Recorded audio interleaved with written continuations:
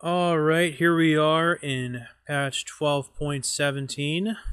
It's been a long journey. This, I think, will be my 10th episode. My name is Chris, and I'm joined by my friend Jason. Hey, good to be here. You're right on. This is number 10. And looking forward to reviewing some changes that are obviously made for Pro Play. I'd just like to say, I know I said we'd have a third person on this one, but we really wanted her on, and she said she tried to get into like the state of being able to do it one of these days, but she just wasn't feeling up to it this time, and that's perfectly okay. I hope she hears this. This will inspire her to want to jump on and do these with us, because that would be really cool to have a third person every now and again. I'm hoping to have you with us too. All right, let's get right into the meat and potatoes. We got this change to Ari, which is a nerf to her level 1 charm, and this is probably to make it slightly more impactful that she maxes her charm last, I guess. Although, I think most people probably max Foxfire last, so I guess it's really just a punish to not maxing it first, which you really can't do anyway. Yeah, this is really kind of pushing you more into maxing the charm second. Um, Having it at 1.2 the whole game. Can you get your whole combo off? Yeah, sometimes, Oh, but definitely. yeah, but just not having the CC there to prevent the opponent from fighting back or to give your allies more time to capitalize on it is gonna hurt. And I think this is really pushing towards the charm second. Overall, I think this really is a significant buff to Ari, but not a completely like kneecap to her. Yeah, it's still a very strong ability. That 2 second charm is very, very potent, and Yeah, it's always has that deceptively long range feel to it, and it is pretty fast. right Okie on. dokie, let's move on to Azir. This is one of my favorite champions that I spent a long time picking up a few years ago.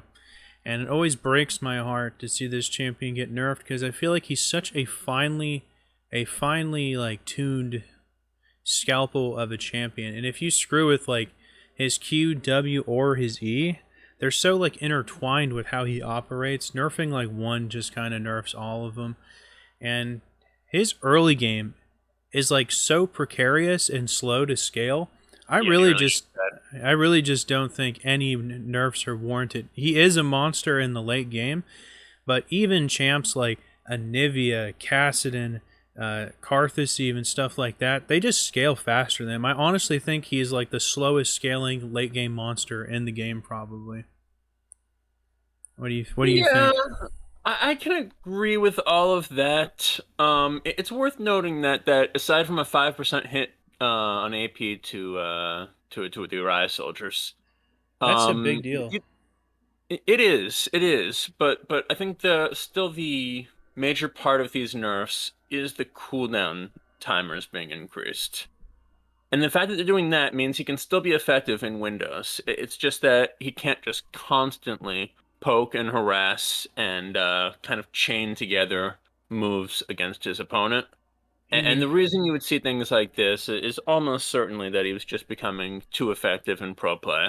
There were too few windows of opportunity for the opponents to punish him. There were too few times that he was vulnerable. So this is their effort, I'm guessing, to make him more vulnerable at certain times, even when he gets strong. I think that's reasonable.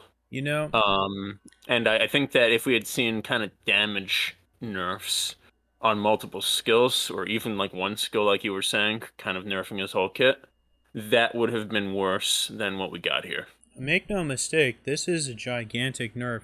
I think of Azir. I actually play him bot every now and again too. I think of Azir in terms of just an AD carry. He operates so similarly to I'd like be an like that. AD hyper carry, and if you know how he works, it's just an undeniable comparison. And this hit to his W's AP ratio, it's essentially his auto attack. Keep that in mind.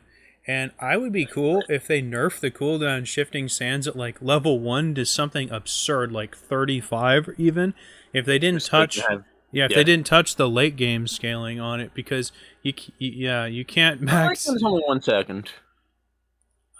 Edge, I'm telling you, he has to be able to be like slippery, and he has to like have that monster scaling, or he's just bad. Period. Like Aurelion Sol, kind of, and this Yeah. recharge thing, that it's like it's like just nerfing his auto attack for an 80 carry.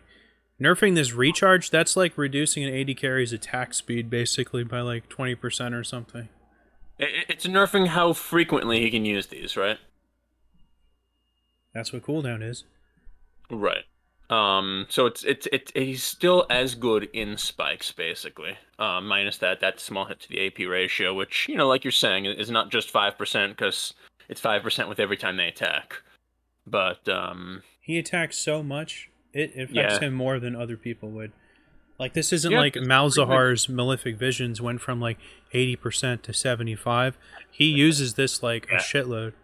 He was probably getting too big in pro play. And also, remember that, in your same vein of thought, with him being almost kind of like an AD hyper carry, all the champs like that were implicitly buffed with the durability update several patches ago, and we haven't seen him in the patch notes since. So maybe that he was just coming to light as a monster as a result of that. If anything, that should have put him in like a slightly worse position. No, anybody who can consistently do damage is good with the durability update. Yeah, but we were always talking about how it was bad for the burst mages, and then by extension, it must be bad to someone else who does like a lot of magic damage.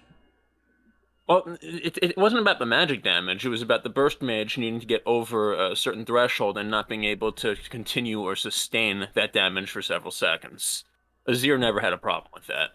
Yeah, that's true, I guess. Yeah. It didn't help him though. Yeah. And the more you argue this, I can see this is actually a bigger nerf than I realized in the first place, but I think that's probably where it's coming from. Well, that's a That shame, he, man. I was hoping he yeah. finally fell out of pro play, so he was basically me and two other people on planet Earth that like enjoy playing this guy. I Since don't think that's he's, ever going to happen with Azir. I think the pros are always going to be better at him than the slubs. of course, I think he's arguably one of the hardest champions in the game to play. He is so easy to make mistakes with. I think he's easily the hardest or top 3 hardest champs in the game to play. Yeah, I mean, that's not a wrong take. I honestly, it's funny that Camille's under this champion. I would say like Azir, Cassiopeia, Ryze, Camille are like the hardest champs in the game to play. Did I say Yeah, I don't know Yasuo? about Cass. Yeah. I don't know about Cass. Anyway, The level of mechanics and speed to play her is like out of this world. She has like 2 Karthus abilities. You got to spam her like she's I like bet a Evelyn, you have to hit like Q yeah, 138 times. yeah, she's a carpal tunnel champion if ever there was one. Trust me on that. I tried picking her up like a couple years back. I ain't doing that again. I'm too old. All right, the most important tip you will ever get on this series of videos. This is not You have medical carpal advice. tunnel, stop wearing a watch. Stop wearing a watch. Stop using a laptop. Get a specific separate peripheral keyboard. And there's a real good chance your carpal tunnel will go away. All right. This All channel right. is not Yeah. medical or financial advice. Okay, let's move on to Camille. Past performance does not guarantee future results either. And I'm sure you know exactly what I'm going to say about this. Yeah. Boom! It's a revert to the nerf she got on the durability update. Like so many of the buffoon overreach changes, she got back this absolutely crucial passive to like her like trading playstyle. And I was very happy to see a buff on this wall dive ability, which has a redonkulous cooldown. So buff.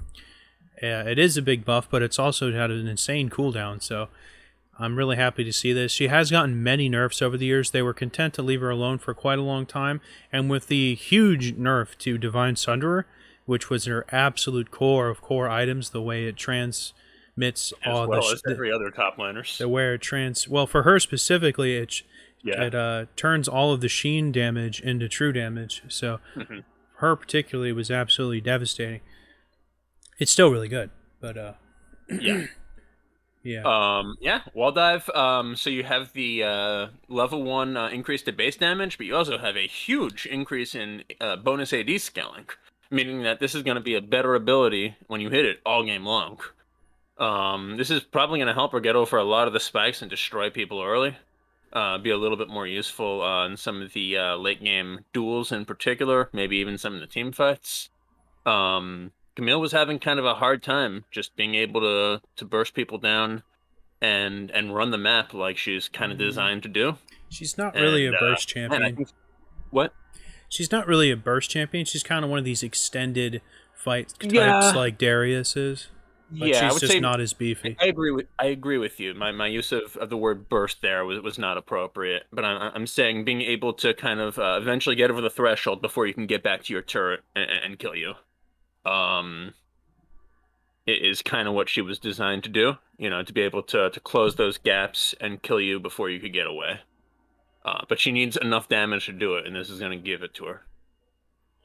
I would say her like highest point in the game is her like trading potential in the laning phase. That's where she leverages the combination of her entire kit the Absolutely. most.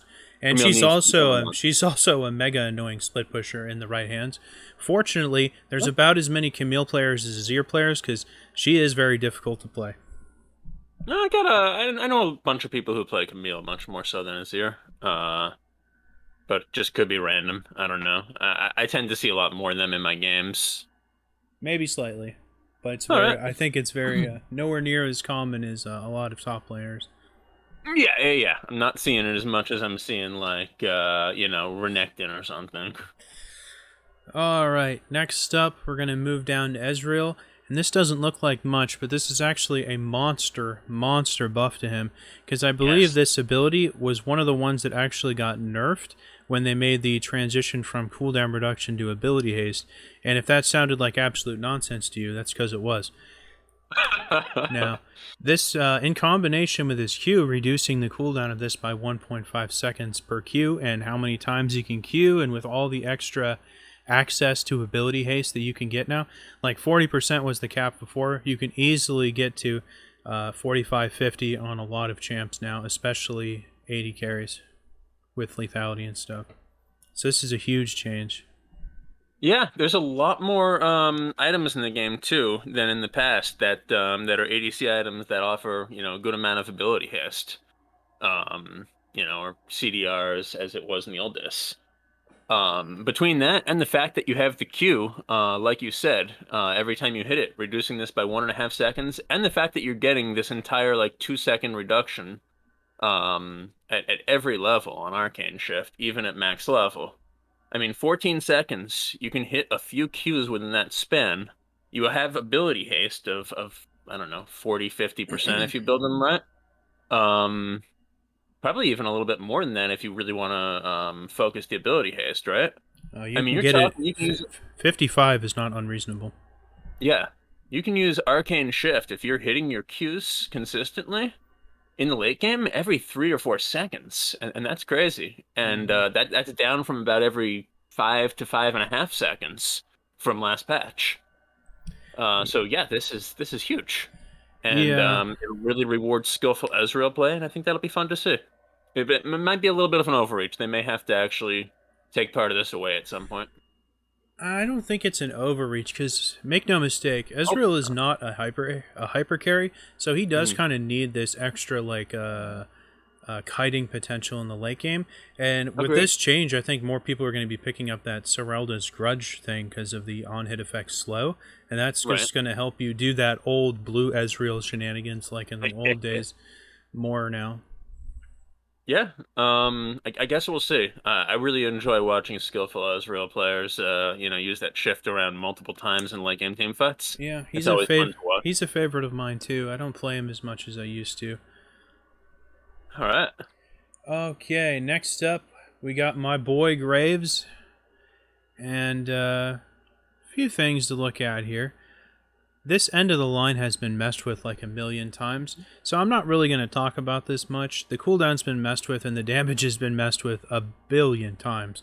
So I'm pretty happy with this still. It is a very strong ability when you hit both ends. Its damage is on par with, the average ultimate's level of damage. Yes. So it's just pretty I'm pretty fine with this. He usually has like cleaver or some kind of tiny. He's not going to build a ton of CDR. This is the polar opposite of Ezreal. Graves cannot build a lot of CDR. That's for damn sure. He could, but it just doesn't complement the way he kind of rolls. Yeah, his abilities besides end of the line don't really do enough damage to reward the CDR that much. N- Collateral damage is you're getting a little bit of extra. I'm sorry, were you saying something? I was going to say you're right about the abilities, but that dash of his actually gets lower the more pellets he lands on people, and that Right. is ripe for like abuse. It could be. So collateral damage, a little bit extra damage, but I do want to just quickly just point out to anybody who's just listening and not watching the video on end of the line, the cooldown is increased at level 1, breaks even at level 3, which I think would be when Graves is 5, is when you basically have that at break even. And then once you max end of the line, it becomes a shorter cooldown. And what this is going to do is it's going to make him a little bit less oppressive in that early game, when he's dueling the opponent jungler for scuttle crabs and things like that. If you're the opposing jungler going into Graves, and don't get me wrong, Graves is still strong early. You can maybe take a little bit more advantage of a good pressure by your team to contest things in the middle of the map, or just to fight him if he tries to invade you. Um, but overall, this is going to be definitely buffs to Graves. Yeah, Just keep in mind that you do have a little bit more of a window now to punish him for bad team follow early. yeah, I have to say, Graves kind of occupies a really strange position in this game ever since his rework in like season 5 or 6 or whatever it was. They gave him the 2-shot mechanic. Yeah, Yeah, before that he was actually a hyper carry. yeah. I He was would also say kind of more of just like a classic ADC, right? yes, Yeah, and the way that his passive functions, where like the closer you are, basically the more pellets you get hit with, yep. basically makes it so he critical strikes every auto attack, even if he doesn't have any critical strikes. So he always hits the hardest in the late game when he crits and stuff, because his crits are basically double crits, and he gets more benefit from lifesteal and stuff like that. Now, several months ago, they did nerf like the critical multiplier per pellet of his passive, and that Oh my really God, going that really deeper. pissed me off. It's basically like nerfing Infinity Edge twice for him.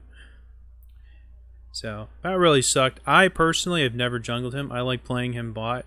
It's not the greatest because his range is so bad, but there's several matchups where he does really well into, and several supports that complement him really well. Right. Especially kind of with that bonus armor, and he used to get the bonus MR too. Oh, that was the day. Those were the Yeah, the days, built-in man. shield attacked so well with him. Those were the days, man. Both of Those them. were the Yeah. days. And they've nerfed that like 4 times. Still gives a lot of armor, but Yeah. not as much as it used to, and no MR. I missed having that in the bot lane. That was always really fun. All right, let's move on to we got like two little mini reworks here. Yeah, I'm just gonna call them mini reworks for Hecarim and Maokai. And I gotta be honest, I was pretty happy with what I saw for both of these. I think this will put both of them. Hecarim has always been kind of intermittently popular, but I think this when we get down to Maokai, I think it'll put him back on the map. I think a bit. All right, let's see what we got here. We got some extra. We got less armor, less health, but then There's a let's lot move. going on here. Well, let's first start with his Q here. What do you make of Yeah. this? What do I make of it? So they definitely want you to have to because of the reward for stack with the cooldown reduction is less, but they're giving you more stacks. You can build up to 3 stacks instead of 2. So they want you to hit it more times in order to unleash its full power. The interesting thing is that the damage amplification bonus on future rampages has been turned up by a lot. Uh huh. Um, and that's per stack, and you get 3 stacks as a max instead of 2. So what's interesting there is that they're kind of encouraging you to build more AD on this guy now. And we can get to a little bit more of that when we see the bonus resistances on Spirit of Dread, which, since it's giving you kind of the free armor and magic resist, is even encouraging more building of AD here. So that's what I make of it. I think they're encouraging him to build more AD while still play a little bit more defensively than someone like a Nocturne that's just going to go in and auto attack a bunch. Well, one way to look at it is, yes, he's definitely incentivized to build more AD, but you could also say that less AD goes farther. So he's more incentive to also go tank builds. Right? Yeah, you could say that, but it's all about the bonus AD. It's like, if they were to, for example, increase Annie's, AP ratios by a lot, I don't think that would encourage her to necessarily start building tank. Well, that's true, but she's not a bruiser. That's true. That's also true. I think there's some push and pull there. If you were talking about Rise and his abilities also had like health ratios and mana ratios, then we could make like a similar argument. But Annie could never build like off tank, basically. Hecarim doesn't have too many health ratios, does he?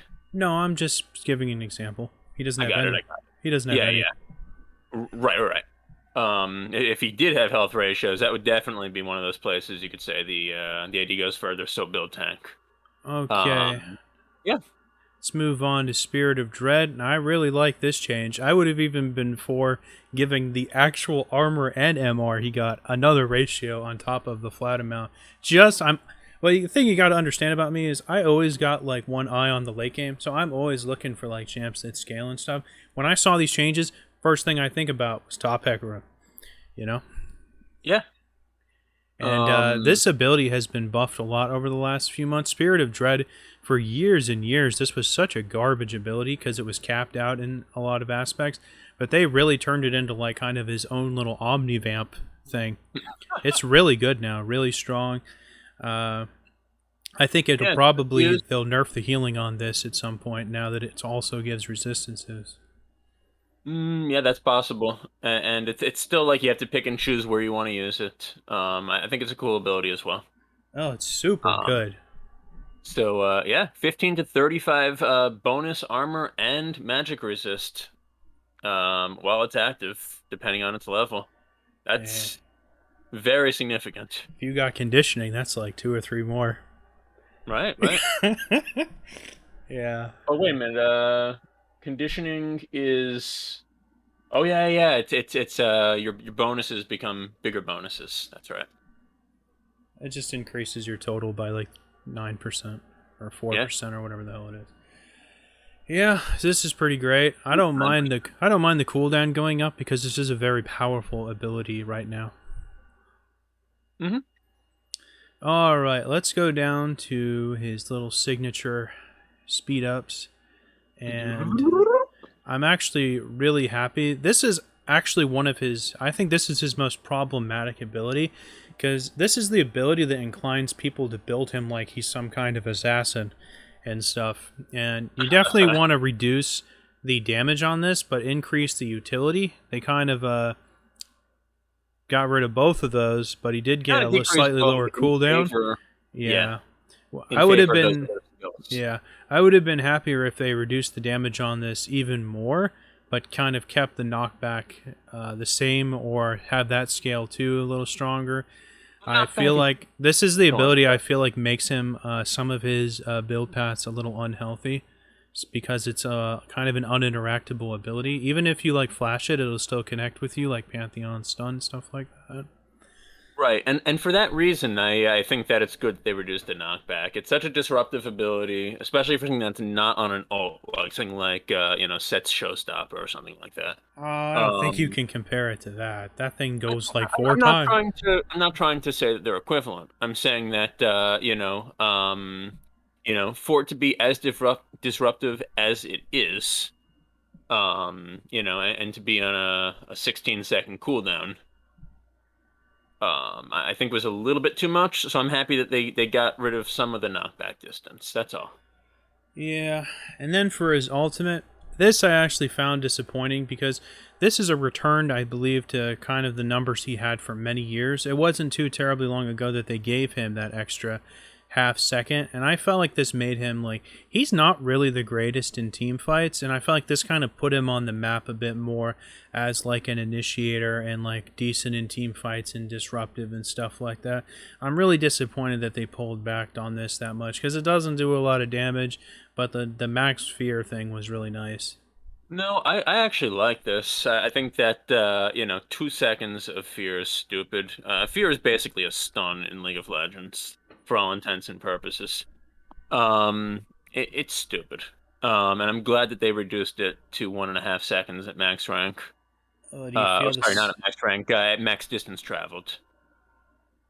You feel the same way If they about want like to make it charge into and like a taunt? silence or something like that, or at least you can control your character during it, fine.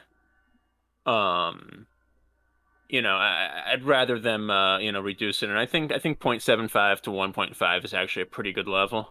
And give him bonus elsewhere. I think we're maybe sleeping a little bit on how nice these rampage changes are, because he's going to be doing so much more damage if he can actually stick around in the fight. I don't think it's as much damage as you think it is. This isn't like the actual Decent amount of scaling. his damage is going to come from here. It's good, Yeah. but I think a misconception people might see when they read this. This isn't the damage he does with the ability. This is the percentage that the damage from his ability gets increased by. So Yes. it's not as much as you think, but it is good. No, it's exactly as much as I think. But yeah. I think most people will read this and they're like, "What? It does 18% or something whatever per 100." And I'm like, that's crazy. Those are Udyr Q numbers. Right. Right, that's just his. That's just the bonus AD scaling on his subsequent rampage Uh, hit. and But that rampage is happening every few seconds, so I just like to say while I brought that up, Udyr actually did get a hot fix in between this patch and the last one, and they actually buffed him. They did a tiny nerf on his turtle, and then they buffed his bear stance and did a massive buff to his tiger thing. The thing I said was already strong, and you're like, but Phoenix is where it's at, Chris. They didn't even touch Phoenix. yeah. I mean, Phoenix is absolutely broken right now. I mean, just play a game of League of Legends and you will see it. I've been playing it a long time. I've been playing a while since then. I've been having a great Yeah, time me too, me playing too. Udyr. Man, I'm telling you, Udyr Tiger's with Max Phoenix just goes crazy every game. Tiger is disgusting. That's good too. I think like Phoenix is really good if you want to go full tank because you can just go Phoenix and like Sunfire and maybe even Demonic Embrace and still be really tanky and do a lot of damage. I like Tiger because you can do even more damage. I feel like, and you can still be really tanky. I don't know. Let's All right, how you feeling about Hecarim overall? Is this rework going to make him stronger, weaker? I'm really disappointed about the change to his ultimate, but I would have to say, yeah, I think this is a buff overall. You say in spite of that, it's a buff. I agree. Mm. Yeah, And I like the direction that they took with the skills. I think buffing Q and W, nerfing E and R is pretty cool, actually. all right. Let's move on to Kassadin. This is another one of Chrissy's oldies. Haven't really touched him much since because, I don't know. I don't really find him as satisfying as I used to. Probably because some of these champions got kind of a stigma, and I kind of clear away from some of those now that I've gotten older. Yeah, so this I really like on this one because a long time ago his Q and E got nerfed like into the ground, and they still do like pathetic base damage. And this ability doesn't even silence anymore, so I'm perfectly fine with this buff. Yeah, full disclosure, I have not seen a Kassadin since the durability update. I just have not seen one. The fact that they're allowing him to use his Null Sphere more and not be punished as highly with mana either, not only is going to be a buff to his landing and his ability to kind of last hit from a distance and not be punished for it, but is also going to allow him to use his E more often. Because every spell charge is going to, charge that E up. So, Yeah, trust me, this isn't this isn't a very big buff at all. No, but it's nice for him. It's nice for him. His Q damage is absolutely pathetic. It's not like against a melee champion, she keeps throwing those Qs at you. Kassadin's Q is pathetic. In fact, when you lane him a lot, I think a lot of people max his E just for the wave clear. I think a lot of people do, but in those first few levels, the E's not really going to help you much with the wave clear. And Q is kind of how he's going to last hit those minions from a distance without, taking 25% of his health because he's a melee champion. You can still put 1 point into the Q, and if you know what you're doing, you can still last hit with it. Right. But the fact that the cooldown's reduced means it's going to be a little easier to do. Yeah, I think this is nice for him. Yep. All right, Mel? Okay, on to our second rework, and I think I loved everything I saw here because this finally, I think, will root out the AP Maokai weirdos. I'm so sick of seeing it, even in ARAM. And I'll start with his passive, which I can't help but mention. It's another reversion of the durability update, where he got hit a lot. You're the one to say that. I am so happy they brought this back. He needs this ability to kind of be obnoxious, to be good in team fights, and for like a good laning phase top. So when they like gut this in the durability, I was super upset because this is one of my favorite top laners. And I'm really happy that they added like more shit, to reduce it and stuff. Just more like interesting play, more varied ability, and I really like what I saw with. I think I like what I saw with every single one of these changes. Okay, so the before the durability update, he had like twice as much base heal on the Sap Magic, but the heal health ratio was almost exactly what they're bringing it to now. It used to be 5 to 15%, and I remember at the time saying, it was sad, and I didn't like that they were reducing that by so much. Because it's pretty fun, and I think actually somewhat skillful to watch a Maokai perfectly micro when to get in, when to get out, and when to get back in, and use that Sap Magic to basically live forever. And so I'm happy to see that coming back. Base heal is reduced, but the fact that it's scaling as much as it used to with its maximum health is great. And overall, you can basically look at this and say, game-wide, this is pretty much going to be a buff, certainly over the last patch. This is a monster buff. If he lost the entire base numbers, this would still be really strong. Yeah, probably. Yeah, I can't tell you how happy it makes me to see this change. All right, let's move on. The cooldown, sorry, the cooldowns on Sap Magic are now reduced if you hit Sapling Toss or if you take damage from the large monsters, which is kind of cool as well. Now, when it says hit at least one champion with Sapling Toss, does that mean with like the original throw or the explosion after the fact? Because those used to be two different damaging components a long time ago. I'm pretty sure the original hit doesn't do anything now, right? No, but you could argue that it could still land on someone with the wording here. I'm not 100% sure, but I'm pretty sure they mean like on hit, like when you actually damage them. All right, that makes sense. I'll tell you, a whopping 4 seconds, that's going to be actually something you have to respect in the laning phase now. This thing is so fucking terrible in the laning phase, because like if you're not building AP, of course, that the fact that it can drop the cooldown on this passive by 4 seconds, it'll be something you have to respect. It's almost like your saplings are like little mini like support champions now. Yeah, I love that they gave a use for his like saplings in like combat. They're so garbage. This is just a well done mini rework. I know. I love all the tank incentives. I love it. Yeah. All right, let's move on to his like. Gushing over that. Move on to Bramble Smash. All right, this is like his bread and butter trading ability, but when he groups the camps up, he can also hit every one of them and stuff. And the fact that they gave this like a health shred ability means it's always going to be a lot more relevant now than it was before. And the base amount went up. So that's pretty cool. And they even gave him more jungle power, since people haven't jungled this guy in 10 years. So that's nice. It's pretty cool. Yeah. Just everything about this is nice. A little bit of extra damage. And he is always maxing Q first, right? Yeah. Oh, you have to. So the fact that it's a few less damage at level 1 means nothing. Bonus damage against monsters. The fact that there's essentially no cap on that maximum health means that using Bramble Smash against like a Baron that's got what like 15,000 HP in the late game, you're dealing like I guess like 500 bonus damage to it. So that's not quite gonna get over like the smite level, but That's it could for put some pressure steals. on Baron. Yeah, They it could be effective. they did Kind of that for cool. steals. Kind of cool. Certainly if you're a Maokai jungle, you can time that with your smite and outsmite most champions.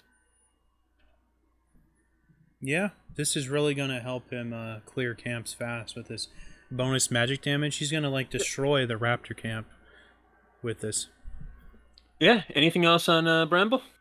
No, I mean it is what it is. It's pretty simple, little knockback. It's pretty good Right. ability. I really like it. It feels Yeah. fun to use. Be a little bit more Okay, let's move worth on to noting what? Yeah, sorry. Worth noting is that they didn't touch Twisted Advance at all. That skill's going to be exactly the same as it was. True dat, and I wouldn't have mind if they added some icing onto that kick. That would have been neat if they came up with something. It would have been cool. It's actually my favorite Maokai skill. Yeah, what if he took like 10% reduced damage for like 3 seconds after rooting someone? I don't know. It would have been kind Yeah, of neat. or if you like, ran into multiple champions or something like that. Ran into multiple. What do you mean? Like where he advanced to, basically placed them within like 150 units of multiple champions. He would take reduced damage. Oh, that's cool. Yeah, Yeah, that's something cool. like that. What about if he twisted advance next to like 3 people, and then a smaller half duration route came out from the primary person and hit the secondary person? But Or it's how about, like saplings would just pop out of him. that's too much. That's like almost an ultimate. But like it would only be like a half-second snare, but it would still be like a cool little playmaker. It'd be like a fucking Fed Poro. Yeah, when I see this kind of level of changes for Maokai and Hecarim, I immediately think that they actually want to like rework the champion at some point down the run. Because Really? this is feel like I've seen this many times where right before like a year or so before they rework a champion, they'll try to give them like the last ditch effort mini rework before they like throw in the towel. I feel like they only do that with champs that are like really problematic for balance, and I don't think Maokai has ever been that. Well, it doesn't have to be Uh, just problematic for balance. It can be someone who's just not played a lot and doesn't feel very exciting to play or play against. I feel like when they do a little mini rework on those champs, they're usually looking to basically make them sustainable for years. I guess we'll see. I feel like Um, that's true of some of like the cornerstone champions like Ezreal or Lee Sin and stuff like that. But I don't think that would be true of something like Maokai. Even stuff like I'm talking about when they did like the multiple like little mini mage reworks back in season, I believe it was season 4, in the mid season.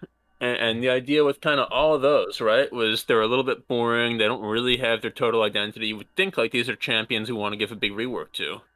So you're talking things like Annie, Veigar, That was like the uh, last time Malzahar was good. Indra, I think Malzahar. Yeah, And those are champions we have not seen major reworks to since. that was the beginning of the end for Malzahar. He He was at like his strongest point right before that.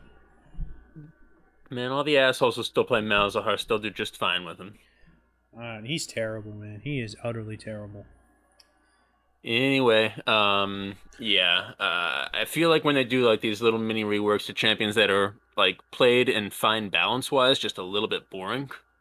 I feel like they're trying to make him sustainable for the long term. But you've got an interesting theory too. We'll see if Maokai takes like a big rework in the next 2 years. Yep. If not, you owe me a big ZD. I still said about that Kennen rework too. And whatever the hell else I said. I'm always saying everything's going to get reworked. If Maokai gets like a large scale, like visual gameplay update, right, in the next 2 years, where they actually like change his visuals or voice, and let's say change, You have to order me a pizza if they do that. I was gonna say I was gonna get you like I was gonna buy you like a great like Philly cheesesteak or salami or something like that. Nope, I will take a stuffed crust from Pizza Hut. Thank you very much. I can give you. You can have your. I can give you a heart attack in a box if you want. That's fine. I'll give you your pizza of choice if I'm wrong. And if he does not get that by September 2024, you will buy me a Big Z. I don't know what that is. You don't know what a Big Z is? All right, we'll talk about it after the podcast. But All it's right, the greatest kid ever. let's move on to these sapling numbers. And this is like All a right. monster incentive for him to build tank. I really like it. Look at this. 6 to 12% of his bonus health. That's like almost Shen's ultimate. That's pretty awesome. I mean, this guy easily can get like 5,000-6,000 life. Now these Shens are going to hit like a kind of a truck, but in a different way now.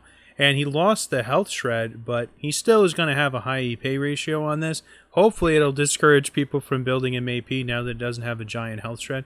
I'm sick and tired of seeing this awesome champ built with AP. It's so stupid. Yeah, I mean, they're giving him some pretty nice AP ratios in the sapling toss, but I agree with you. It's probably not enough to compensate for the fact that Maokai has better ratios elsewhere. And therefore, I think it's going to be, um, more health building Maokais and fewer AP building Maokais, at least once people have the chance to, get the experimentation out of their veins in the next few patches. Alright, So, let's move yeah. on to his ultimate, and I like this change a lot. Unfortunately, I feel like it didn't go far enough. But obviously, movement speed is better than no movement speed, so it's still good. And the fact that they made this move faster, which was kind of always the big problem with this ability, is it's like there's so few chances where this is actually like a good ability because it's so damn slow. But they gave it kind of like a 10% buff. Yeah, I mean, it's still scaling up to a pretty nice level after a few seconds. The biggest impact, I think, of having it be so slow in the first second is that if you're right near him, you can still just walk away, and that's going to be a little bit harder to do now that they increased the missile speed slightly. Well, if you Uh, know what you're doing, it actually functions just like Thresh's Flay, where if you just aim it diagonally, you'll hit them no matter what. Now, you won't get the increased bonuses of it going further, but you'll get this movement speed instantly no matter what. right. And that is a cool new effect. I like the new bonus movement speed if you hit an enemy champion. That's pretty cool. It's almost like what is that rune called? The approach velocity. It's Yeah. almost like a super approach velocity for Maokai. Yeah, I feel like it should have been like 2, 3, 4 or something, or give half as Yeah. much to allies if they running through the bramble or whatever the hell too. Oh, that's interesting. That would Yeah, be that's kind of cool. interesting. Kind of like Uh, Vled's thing. I didn't like that they increased the missile speed. I thought that Nature's Grasp was fine as it was, but I think Well, it's cool that they gave it a bonus movement speed. it needs to be at least as fast as Renata's thing. His is so slow. All right, whatever. Overall, I do like the changes to Mal a lot. Oh, I'm super pleased. I'm definitely going to try this my next clown game in Ultimate Spellbook. And I think that pretty much no matter how you look at this is just straight buffs to him. Oh, it's hard not to. I don't know. Yeah. The only thing that's like a nerf really is the health shred on his sapling toss. So Right. Those cheesy AP Maokai supports. Just get out. yeah.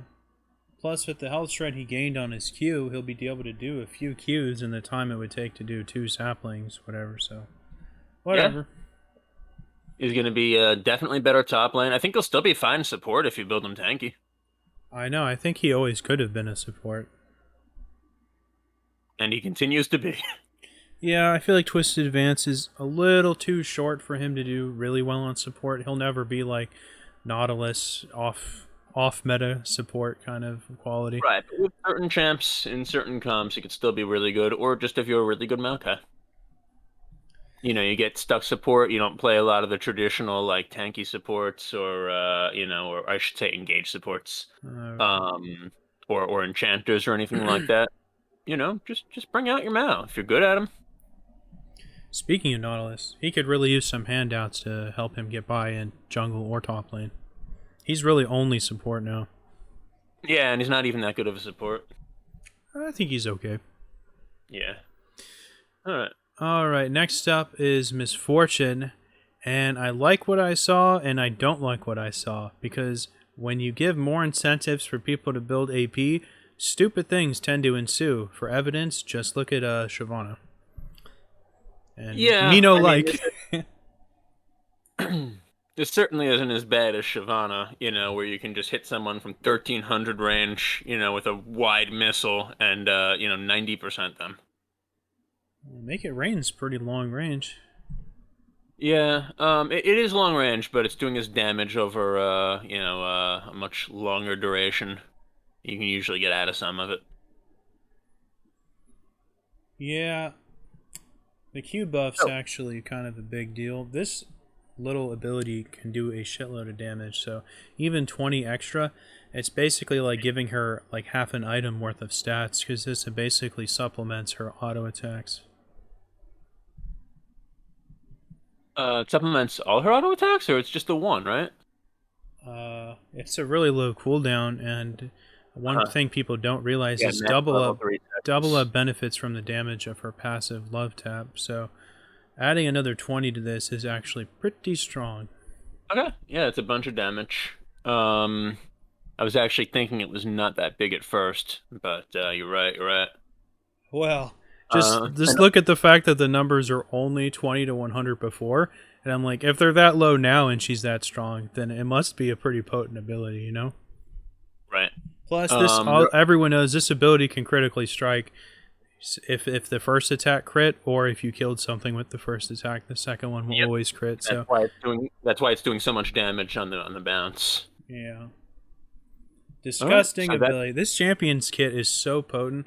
When I always think this is probably the easiest AD carry to pick up if you're new to the game. Her abilities are just ridiculously potent.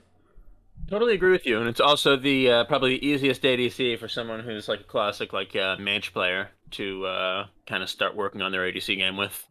Yeah, I would say her and Lucian are probably, maybe Ezreal, the ability AD carries, not the hyper carries, or the mobility ones. I feel like they are some of the easiest ones to get into if you're just starting out. You don't want to start out with a hyper carry. That's just going to make everyone mad at you, and then you're going to get mad at yourself and have a hard time picking it up. Lucian can be a harder champion to pick up, and has more hyper carry potential, I think. But I agree with you in general. Corki too. He's a good mix of a lot of things. I feel like he's kind of similar though. Okie dokie.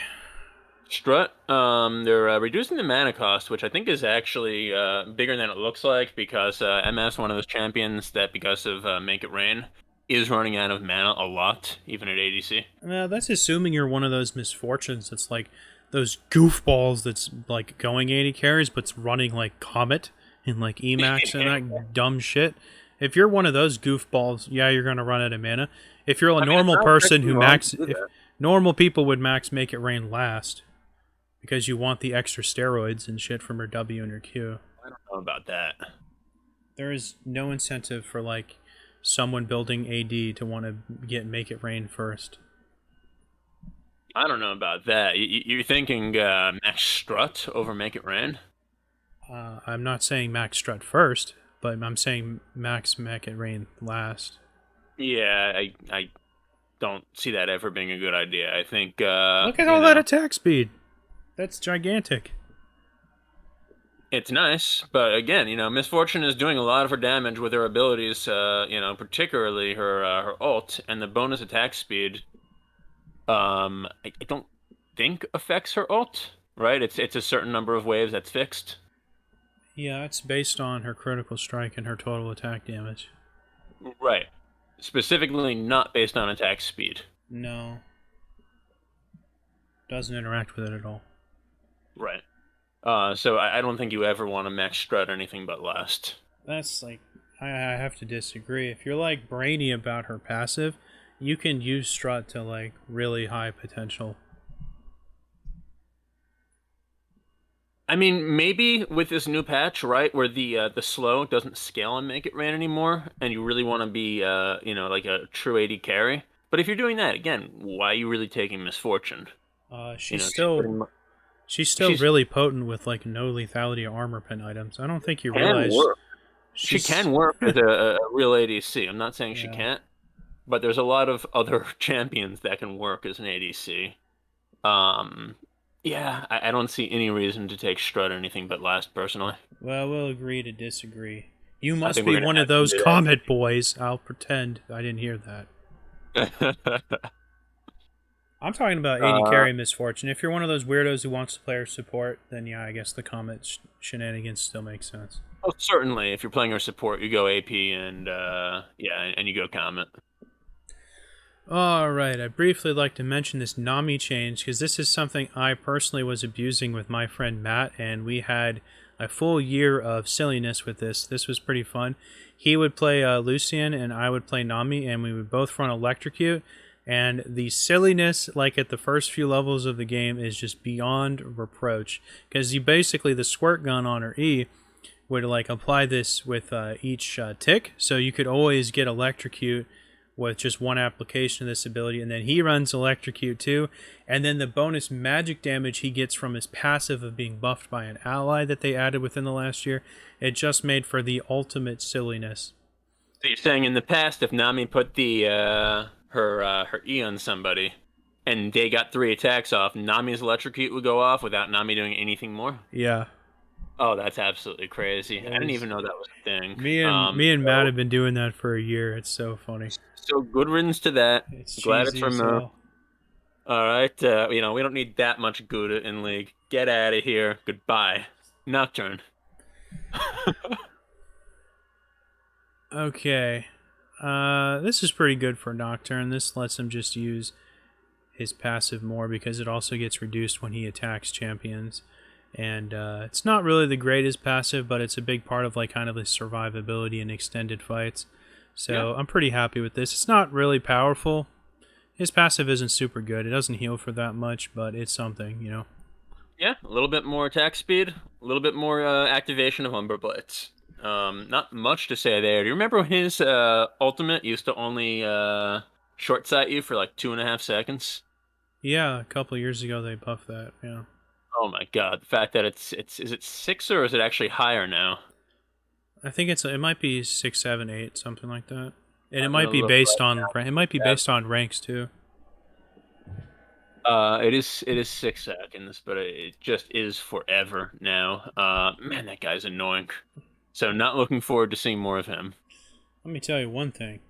It Mhm. sucks to play Shen when they pick Nocturne after you pick Shen. That is Oh like yeah, that you is the can't teleport to your allies, worst right? fucking feeling. You just feel like an absolute useless idiot. Yeah, and there's no real items that Shen can build to spell shield that either. Technically, you could get Edge of Night and it would block the near side. That's about it. Technically, you could do it, but I mean, it just really doesn't fit into his build, right? Definitely not. Right, right. I mean, you could get Banshee's Veil if you wanted to. You're just not going to do that. That would actually probably be better than Edge of Night because at least that synergizes with his ultimate. Yeah. Lethality goes to complete waste on Shen. Yeah, yeah.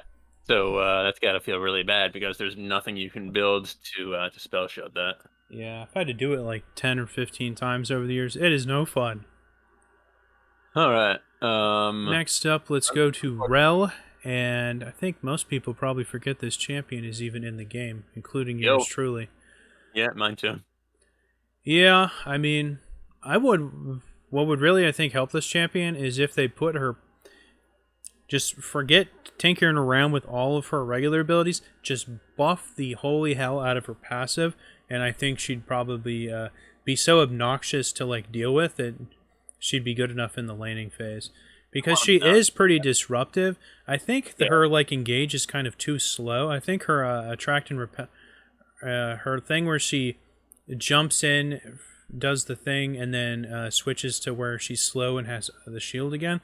I think they need to make the animation for that a lot faster and slightly a little bit longer range. She's just kind of edged out by all of the other like tank initiators, and her Q needs to heal for slightly more. I feel like to be more of a dueling tool, but I feel like if they just buff the shit out of her passive, it would just be she'd be super good and finally have a place in the game. I think she's punished a little bit too hard. Like when she actually hits the whole combo, it looks pretty good for the team. Yeah. I think she's punished way too hard when she doesn't completely hit it. I think maybe she needs more tools that will, like they did with Leona's W, that will decrease the damage that she's taking for a few seconds, like by dramatic amounts. That's I why I think was saying to buff her passive, because that effectively translates to that. I think that would be fine too. Yeah. I think she just needs tools to do that. What do you think? I mean, obviously the Ferromancy is a buff. But the Attract and Repel being basically changed to its level 4 cooldown at all ranks. How do you think that's gonna play? I mean, is that a buff or a nerf? It's a buff, right? Uh, I tend to look if it's not good in the late game as it is like right now, then it's a nerf. So I mean, it was another CC she More of a had. nerf. Yeah, I think it's more of a nerf. Okay. If it's less CC and she's a tank support, it's a nerf. You know, Uh-huh. It will make her better in the laning phase, at least. I guess so. I feel like she actually has a good kit. They just need to find the right balance with her numbers, and right now she doesn't have that. Yeah, I mean, maybe a good kit in terms of being like useful to to well-organized teams. Um, if they had the numbers right. But most of all, I think it's just a boring kit. It doesn't really show itself in any type of like flashy or appreciable ways. And I think they just did a bad job with that champion, honestly. Well, it's no Renata, but I don't think it's a bad kit. I feel like her cooldowns are just like too high At least when for too Renata Glass little. does something cool, you know it. What? You know, those two abilities that we agree are good, as opposed to the other two that were just like, garbage, like just, picked like random shit from other support champions in the past. Even that one that we think is good, I don't even think is that good anymore. It's so niche. W and R? I just think What? the ultimate's out of this world good, Okay, and I okay. think the W is kind of mediocre. I think the W is really good. It can Um, be, but it's so yeah. niche that it's like, But at least when it works, like you know it, you appreciate it as a teammate. When Rel yeah, does something, it's like, whatever. yeah. That's what I'm Uh, saying. They need to make these animations faster to make her uh-huh. feel like she's more clean and stuff like that. She needs little less downtime when she's dismounted. You just feel like a damn fool when you're dismounted. It's like worse than Kled when he's dismounted. Right. You feel really impotent, and I'm telling you, she needs a little buff on her Q, because her Q is supposed to be like her like trading potential ability, but it's like it's no Tom Kench Q. Tom Kench can like even as support, Tom Kench can like do a half-ass like duel with the enemy AD carry. She can't even come close to that. Her numbers are pathetic. That's why she needs a buff to her like Q and a giant buff to her passive, so she has that obnoxious scaling that I think that would Leona be does okay. with her W. Yeah, I mean, I think that would be okay. I think there's just even better ways to look at reworking her a little bit. Yeah, just unfortunate because I think they had some cool ideas with her, but essentially just did not create the nuts and bolts well. Um, I don't remember whether it was like a new designer or something like that, but that would be my guess. Well, they give her the Maokai treatment. I think she'll be back in the game. Maybe, but she still won't like be real appreciable when she's your teammate or to watch in a game or it's just I boring. don't know. I think if you start seeing these abilities more often, they do like one extra thing, and they look like they have faster animations, they go off quicker. Suddenly, you're gonna be like, "Whoa, I gotta start paying attention to this chick." All right, rel apologist. I don't think her kit is badly designed or anything. I think it hasn't hit the mark yet. I think it's badly Okay, let's move on to the Gator, and this is definitely a nerf to his one of the best early game bullying champions that there is, but it's also a monstrous buff to his late game, particularly when he gets that 50 and 100 Fury breakpoint and stuff like that. His Q is definitely going to hit like a truck, and it already is really strong when it's enhanced. Kolomink is that's his Q? Yeah. My bad. I was thinking Slice and Dice was his Q. Um so yeah. Anytime you see like base damages reduced but ratios increased, usually that's gonna be a buff to their scaling and their late game. At the cost of their early game. I gotta say this, for a while now, every time I get Renekton on my team, I just hear like an ally has been slain, an ally has been slain, and I look up at the scoreboard maybe at 10 minutes, and I'm like, uh-oh, holy shit, they're 1-6-0, He is and very hit or like, miss. You're right. the Renekton's are just doing nothing. So for somebody that's supposed to be a lane bully, empirically, I haven't seen them be good at all. Yeah, you're right. He is very hit or miss. Yeah, I've just seen miss after miss recently. Maybe that's just bad luck with teammates. I don't know. But I at least if he misses, he'll be a little bit more threatening in the late game now, so that's nice. Yeah, his late game is notoriously like kind of a fall off point for him. But You go back a lot of years, it was like he was literally useless in the late game. yeah, I actually really I like feel Renekton. But yeah, I don't know. I tend to build everything on the tankier side, and I feel like if you're not trying to build like the silliness of like Gore Drinker and Ravenous and stuff like that, you're gonna have a bit more consistency going like just one or two damage items instead of building every off tank item in the game on him. I feel like indexing into too much damage kind of makes him more play like Talon than like a bruiser that he is, you know? I don't know that I would ever call him like Talon who's jumping over walls and moving at double his normal speed,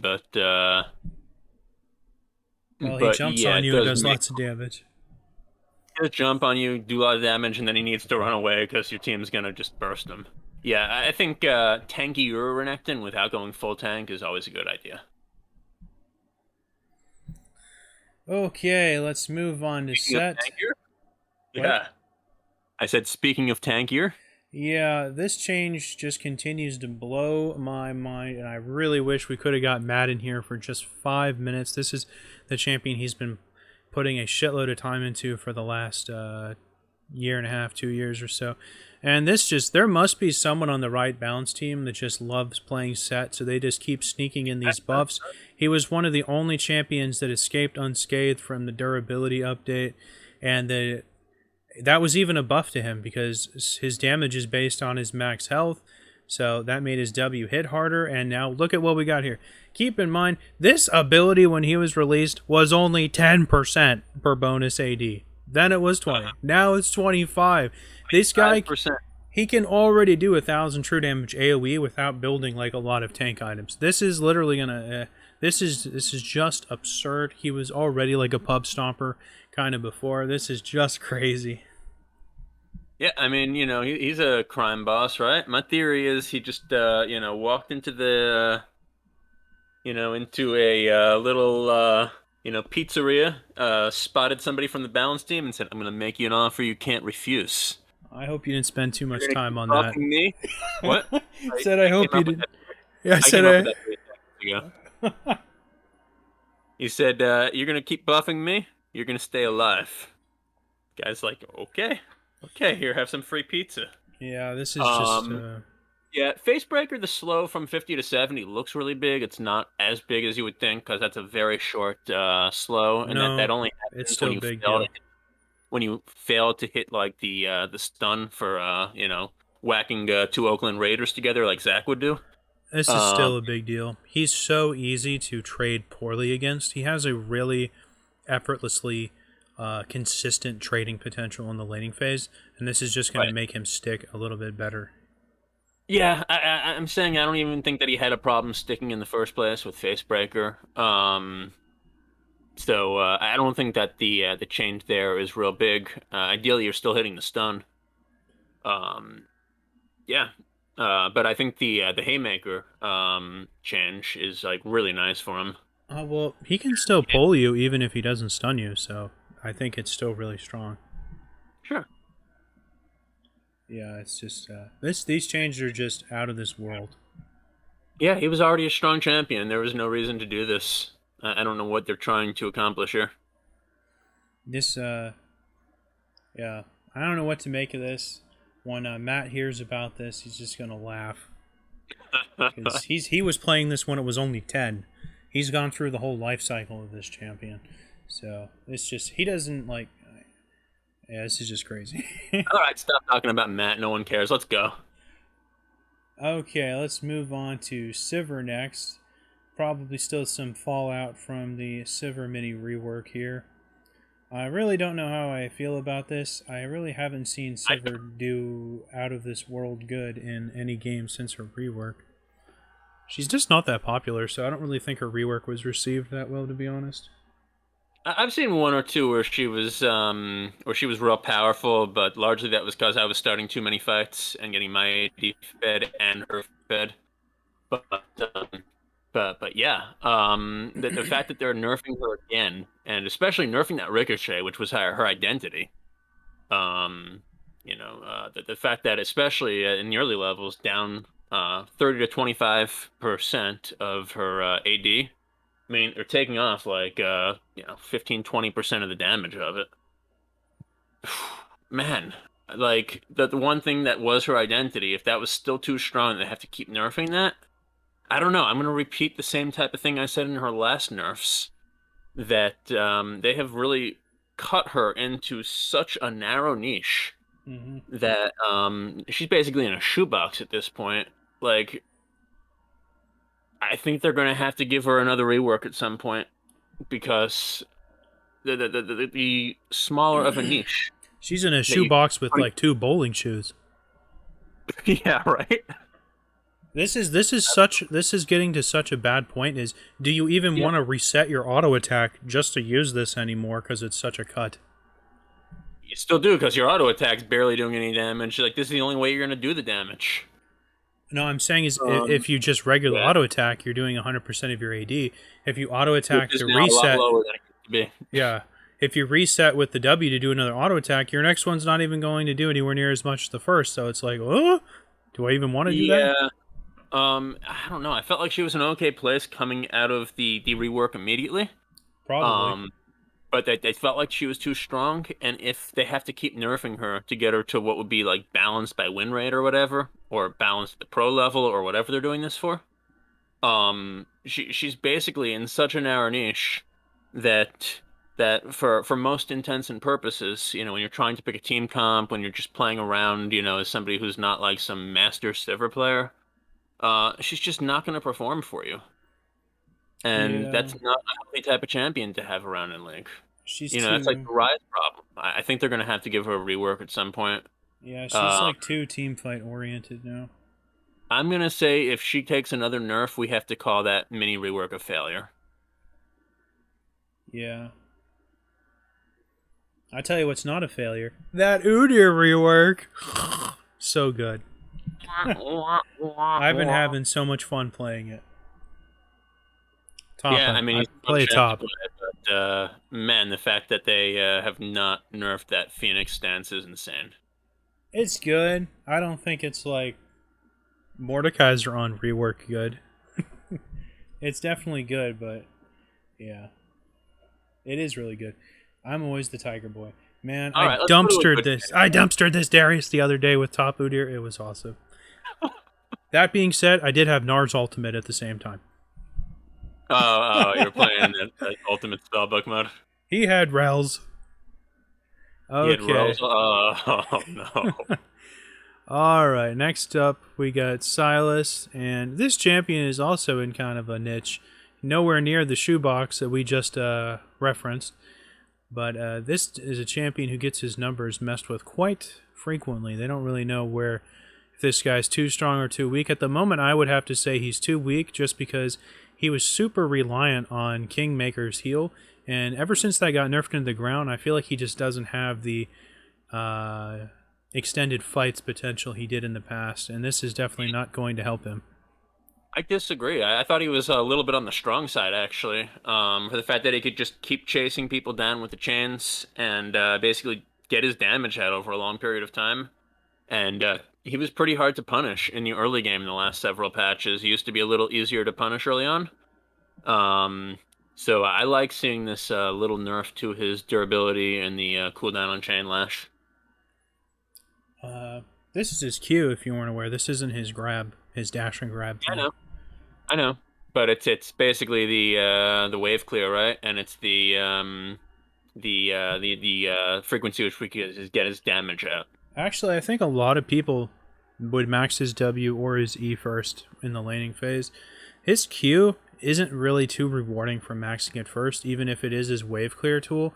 He's so about that like early aggression, and his Q really isn't very good for early trades like his other two abilities are. And his other two abilities have just way more consistent scaling. Yeah, I think that's probably true. I don't really have much more to say about it. Just that I'm happy to see him take a little bit of a nerf. He was pretty strong. Yeah, I'm not sure. Okay, let's move on to the question that will confound philosophers 100 years from now. Why and, nerf and that Tarek? and that is, how did they nerf Tarek in 2022? Can you tell me that, Aristotle Jr.? I'm like, and then Socrates is gonna be like, you got me.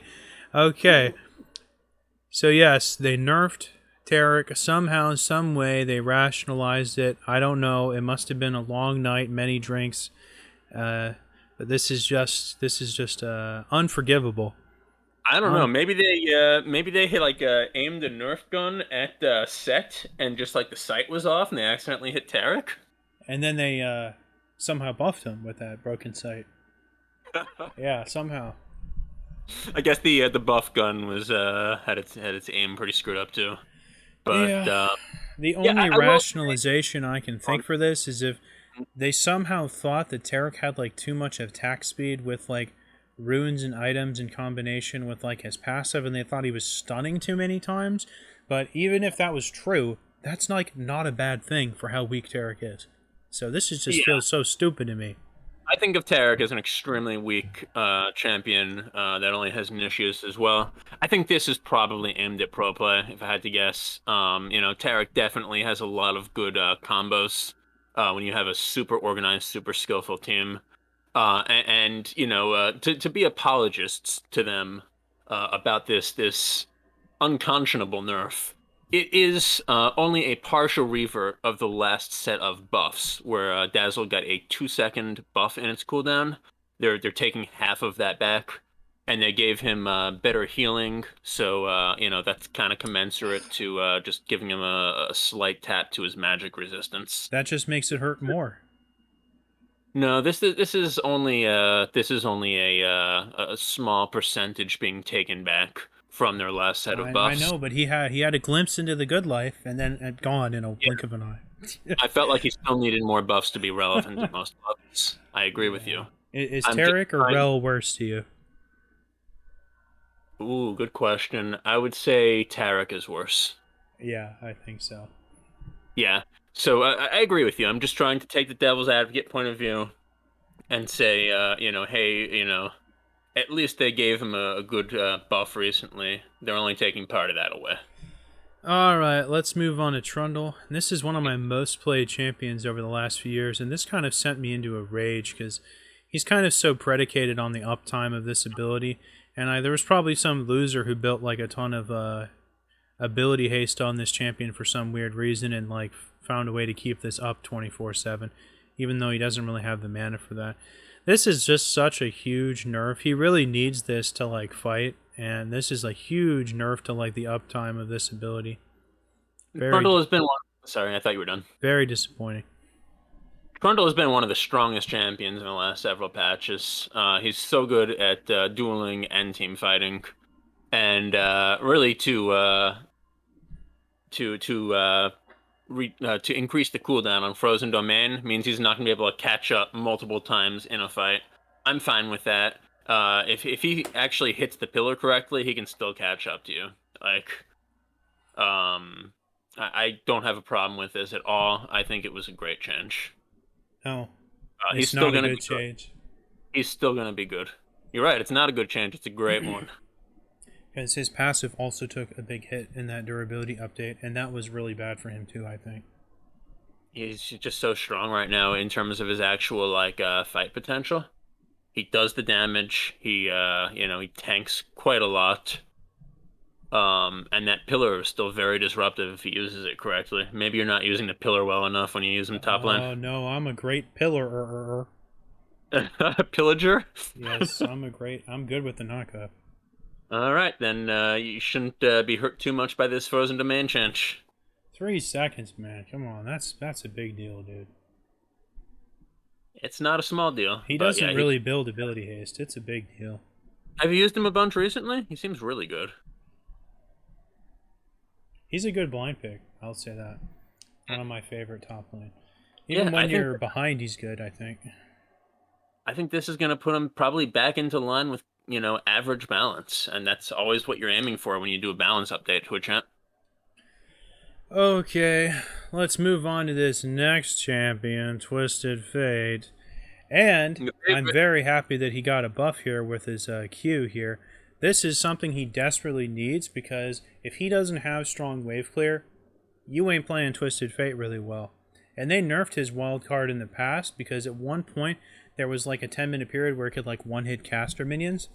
So this will help him definitely clear the waves and then skip town, which is really all he can do since he sucks at every 1v1 in the game. Yeah, he's definitely not a 1v1er, but the fact that he can kind of poke you out or push waves and then ult somewhere and really impact the fight is cool. I always kind of wished that, and it's nice that they increased the AP ratio on wildcards. I always kind of wish that they gave you some type of reward for hitting it when you hadn't already stunned the enemy. When you just kind of like guessed which way they were going to run and got them to run into it. They Or could have also done some kind of shotgun-like thing if he did it in like melee range. shotgun-like thing if he did it in melee range. You know how he throws 3 cards out, but they're close together in the beginning? So you want the bonus? You want the additional cards to do a little bit of bonus damage. Yeah, wouldn't that be cool? Um, He's ranged, so he wouldn't be able to do it very often, but I think when I he feel did like do that it... almost rewards him for getting caught. I would rather like they rewarded actually at long range, like while his W is still not on cooldown. Like while his W is up, if he throws out a wild card and hits someone, it would get maybe like bonus scaling with range or something. Or maybe what it could do, it could have a different effect based on the current pick a card he has locked in if he hits That's someone actually with a it. freaking cool idea. I like that. Like the W. How about the pick? How about the wild card would just basically like proc the W's effect, the pick a card's effect, and it would expend the pick a card. It would proc it on every champion it hits. So if you hit it with like 3 champions with a blue card, you get 150 mana back. Would it do more damage? Or just do the effect? Whether it's a It would, slow stun or mana return. yeah, exactly. So it would do the stun if you hit multiple champions with it, and it would kind of create like a little sphere of extra damage with the red card on Yeah. every single champion that you hit. And then you stun everyone in a line with it if it's you Uh, have the gold one? yes, if you manage to hit them all, but if you hit no one with it, you lose the gold card. Oh, so this... Okay, so it just consumes his W, okay. It consumes the W rather than an auto attack consuming the W. Yeah. Well, that might actually be a detriment because then you wouldn't be able to do the W right after if you hit someone with his Q. Right. Well, the W does damage, and if what you're saying would mean that you wouldn't get the W's damage if it only did the effects from the Q. Oh, no, I'm saying it would proc the entire pick a card effect, so it would also give you the bonus damage from that. Yeah. I don't know about that. That might be too much damage on one ability. It might be. It might be too much, right? They'd probably have to like reduce the base damage on wild cards, but I think it would be cool. I think if it didn't consume the pick a card, but it used the utility effect if someone got hit by a wild card, that would be Oh no, good. that's stupid because then you could stun someone and then stun them immediately after. But he's so bad. Why not? You know? No, that's too much. It's not like it's easy to hit people with the wild card anyway. uh, yeah, but There's a reason everyone hits you with the gold card before they throw out the Q. I'm sorry, I can't get behind a 3 second stun. Like for a champion like that can use it every 10 seconds. I don't know. I think it would give him an almost battle mage quality that he probably could use. He'd still be terrible in the 1v1. No, he wouldn't. He'd be ridiculous. No, he'd be really best. No, trust me, man. He doesn't have the consistent DPS even if he had 2 stuns to layer together. It doesn't even matter. Like the fact that he could trade with you for 3 seconds, you can't do anything back. Anyhow, Yeah, just nice buffs to TF here. He'll be a little bit better. I still don't think he's going to be a great champion or anything. Fuck no, Jack. He's terrible. I don't know if he or worse is worse than Aurelion Sol. Which one do you think's I don't worse? ever want to hear give him 2 stuns in a row again, though. I don't think it would, I'm gonna have to send you to bad design jail for that one. The fact that he would have to hit the goofy wildcard one first to get to, I think would make it okay. Because then I it am would either not be even going to hear this. Your case is dismissed, sir. it would either be so slow that you deserve to get stunned, or he'd have to like bust flash to like get you in like point blank Move on to range. Wukong, or I'm gonna hold you in contempt of court. Okay, we'll move on. I just want to see the champion succeed because he's been garbage since I was in high school. You know? He's not as bad as you think. He's better. I'll say that. Time has been better to him, Yeah. like Heimerdinger. Yeah. He's better than he was for a long time, but he's still bad. Okie dokie. Yeah. Let's just skip Wukong. They Whatever. gave him He lost. nerfs. He lost some slippery, and he's got less Yeah. bonk potential when he jumps, hits you with the cloud. Wukong is a very strong champion in the early and mid game. He definitely falls off a lot late. It depends But how you build him. He can be quite the cheese lord. he's not terrible late. He just falls off from his strength. Even if he gets 9, 10, 11 kills, like you can deal with him late, and that's not true with a lot of other carries. When I But was a young lad, I used to actually jungle him a lot. There Yeah. was a period where I felt like it was fun to play him as like an off tank with just like Trinity perfectly Force. fine type of jungle. So I think that these nerfs are just going to just hurt him slightly at all levels. He'll still be quite good early and mid. He'll still be a little bit bad late. Okie dokie. That brings us to the end of the champs. Let's move on to some items. Not a whole lot to talk about here, honestly. Nothing really stuck out in my mind as a big deal. Biggest one I want to talk about is Hourglass. And that's because they finally gave it the AP that it deserved. Back in the day, this used to give 100 ability power. And like 8 years ago, when they nerfed this to like 50 or 65 back then, It used to cost a lot. I was saying 8 years ago, I'm like, I ain't buying this until they give it back the AP it deserves. And finally, they gave it back some. So I'm happy to see that. In those days where it had 100 AP, I think it cost 3,100 or 3,200 gold. Whatever, all of those mage items cost around the same. Yeah, so the idea was they were making it more available. So you didn't have to save up a long time to buy it. Or if you didn't need the AP that badly, you could still buy it. Well, it doesn't build from the rod anymore like it did for many years, so. Right. Yeah. I know what you're talking about. The way that you're looking at these changes on the video, the way that League Wiki described them is very confusing. But essentially, what they did is they increased the cost of stopwatch by 100 gold to 750 if you buy it from the shop. The perfect timing stopwatch, the one from the rune, still only contributes 250 gold to the fully built item. So now essentially it'll cost you 500 more rather than 400 more than if you had bought the actual stopwatch. Talk about inflation. There you go.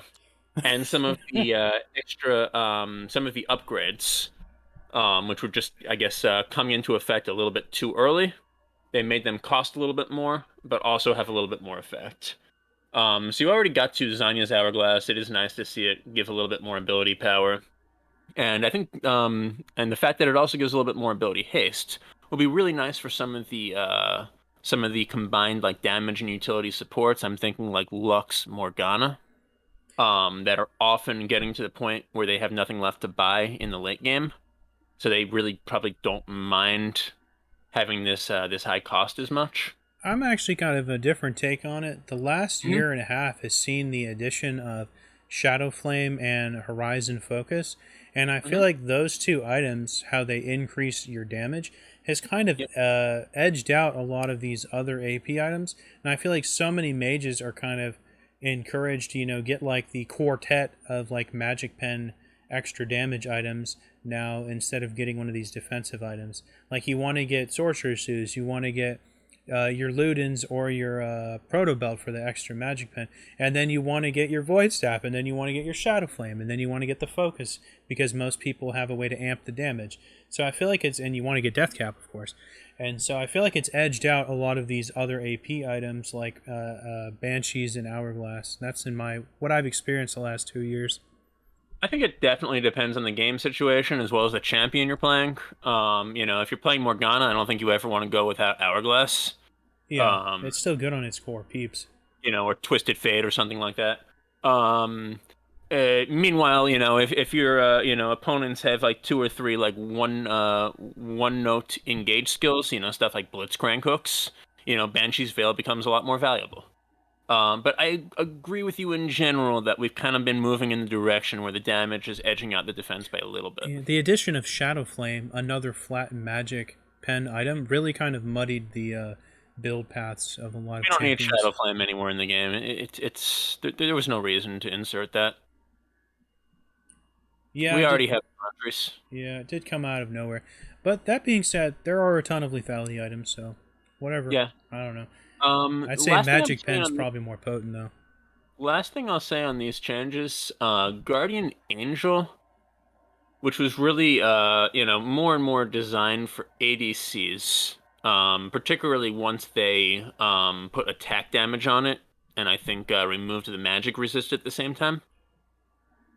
It's weird to see it going in this direction, because this really is kind of I'd say overall a nerf to Guardian Angel, and really only a buff to the ADC users. Definitely a nerf to like the tank users of it, who will occasionally still build it. I don't think tanks buy this anymore.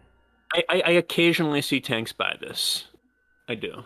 And I don't think it's a bad idea. I just think it's really for if you're the team's only tank and your team fighting a lot. You know what most of the time.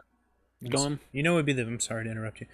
You know what would be the best thing they could do is if they made the Guardian Angel kind of like a rune where it had adaptive scaling, and if the game like detected you had AP, it gives the res effect, and then it also gives you like 80 AP. Oh, I like that. I like that. Adaptive force is what they call that. Of AD. And then it still gives whatever it gives now if you're 80. And then if you're a tank, it could detect if you have like more bonus armor MR than flat AD or whatever. And then it could give you like 20 armor and MR, and then it would make a little more sense. Oh, instead of just armor. I like that a lot, actually. I like that a lot. That's kind of cool. And maybe 200 health or something, because it feels bad to get tank items that don't have health. I don't know about, well, it's essentially like, a 40% of your life bar in health if you use it correctly. So I'm fine with no health, but I really like that idea of adaptive force and adaptive armor, or adaptive resist, whatever you want to call it. That's a really cool idea, actually. I don't like that only they've edged this out of a lot of other characters, because there was a period in the game where like mages would buy this. So yeah, I used to buy this on mages. I used to buy this on some supports. I really don't like that they did that. Yeah, I initially saw why they did it the way they did it, but we're at a state in the game right now where it's mostly only good for ADCs, and the fact that ADCs have a lot of other like defensive tools, whether it's shield bow, whether it's Gale Force to just peel themselves, whether it's AD items that actually give you a bunch of health now, whether it's even Death's Dance on some champions. Yeah, I think that Guardian Angel has really been pushed out of its usefulness in a lot of ways, and I am sad to see it nerfed a little bit, but also just shoehorned into ADCs who already have other ways to defend themselves. Yeah, they might as well just give it 20% critical strike. Yeah, that's what they're going to do eventually, right? Yeah, I wish they would make it a little bit more useful for tanks. And more useful for mages. Sad to see that. Besides that, I don't really have a problem with these changes in general. Stopwatch is a really fun item, but we do see a little bit too much of them. So just increasing the cost of it and its upgrades is fine. Gargoyle still builds from Stopwatch, right? So they didn't touch that one? Yep. Or no? Is it just Zanya's and Guardian Angel now? No, it still builds into Stoneplate. Still builds into stone plate. Okay, so they did not change, I guess, the total cost of stone plate, and you could probably upgrade it for a little bit less. Probably already 3,000 plus. Yeah. All right. Yeah. Besides the Guardian Angel, I don't really have a problem with any of these changes. And like you said, it's kind of cool to see Zanya's get more stats. Yep. Alright, next up we got some ruins. And by that, I mean let's move on to these summoner spells. And by that, I mean we're done. Yes, we are. Alright, now on to these ARAM changes. All right. You want to go through all of those? Because I don't. I'm out of here. Well, check out this 20% damage reduction Kiana's getting in ARAM. I mean, come on. 20%? That's like Alistair's ultimate on the whole time. I mean, if you're looking at Kiana, look right below that at Sona. I mean, they actually just nerfed everything she does by 20%. Actually, what I think they did is there Batch. was like 1 month where they were testing it out at 0 because it was 20 and then 0 and now it's negative 20 again. So I think they're like, nope, ARAM's got to be a perfectly balanced somehow. Anyway, we're not going to talk about that nonsense. Good idea. You want to talk about that one champ you were talking about like 16 more times? Talking about Udyr? Yeah. Oh, man. He who should not be named. So pleased with it, honestly. He just feels fun to play, even though he's doing all of the same things basically. He just feels like there's more decisions. You feel like you're just less of a DPS check, right click monster, even though you still kind of are. He's fun. I wish I could play like a big band over you right now. I enjoy playing something. I play him really tanky. I enjoy. I've been playing against a number of other Udyrs, and a lot of them are building like really crazy stuff all over the place. The spectrum is really widened for him, so yeah, I'm pretty happy with it.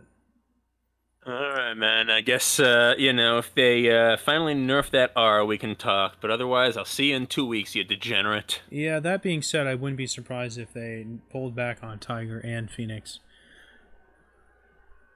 Or maybe just increase the cooldown on his passive so he does the super forms less. So it's not as abusive as I thought it would be in the late game. I thought you would be doing like the ultimate form of each ability like every 5 seconds or something. It's not that bad as I thought it would be. No, it's not the ultimate. It's just like the power of the abilities alone are, pretty balls deep powerful. Alright, that concludes 12.17. I'm really happy to see those Maokai changes in particular. That made my heart grow like, what is the thing with the Grinch? When extra size is that day. There you go. That's what happened, alright. You got any last remarks? I think you should see a cardiologist, and besides that, I guess I'll see you next time. Alright, see you guys.